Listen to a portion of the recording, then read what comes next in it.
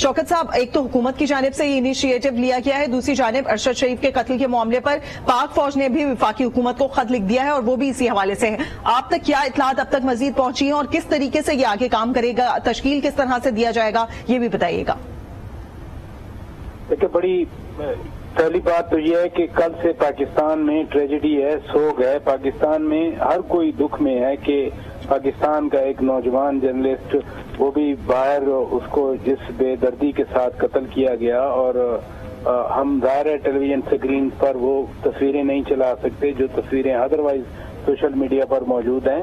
اب دو چیزیں ہو گئیں. کل سے جب سے یہ سانحہ ہوا تو ان اے وے ایک کیمپین چلائی جا رہی تھی کہ شاید ارشد شریف کو پاکستان کے لوگوں نے ہی کہیں باہر مروایا ہے. اور ابھی آپ نے بات کی کہ پاک فوج کی طرف سے خط آیا، تو کم از کم پی ٹی آئی کے بہت سارے جو لوگ ہیں وہ یہ امپریشن دے رہے ہیں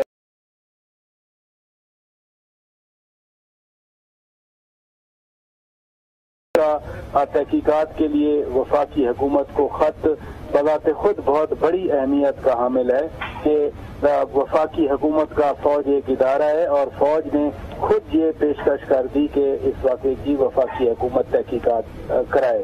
اب اس پر بھی یقیناً جو دوسری سوچ کے لوگ ہیں وہ اس پر بھی ضرور اینگلنگ کریں گے، بات کریں گے، لیکن یہ ایک بڑا انیشیٹو ہے کیونکہ کل سارا دن بلکہ آج تک امپریشن یہی کریٹ کیا جاتا رہا کہ خدا نخواستہ کوئی یہ پری میڈیٹیٹڈ مرڈر ہے. اب دوسری بات ہے جو وزیر اعظم صاحب نے کہا ہے کہ جج کی سربراہی میں تحقیقات کرائی ہے.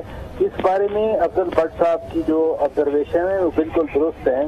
مثلا مجھے نہیں پتا، اور مجھے اگر اسیسمنٹ میری لیں تو ہمارا کینیا کے ساتھ کوئی ایم ایل ایز یعنی میوچل لیگل اسسٹنس کا کوئی معاہدہ نہیں ہے. ہمارا کوئی ان کے ساتھ ڈائریکٹ کوئی پریزنرز کو یا جو انویسٹیگیشن شیئر کرنے کا کوئی ایگریمنٹ نہیں ہے. رہ جاتا ہے انٹرپول کا معاملہ.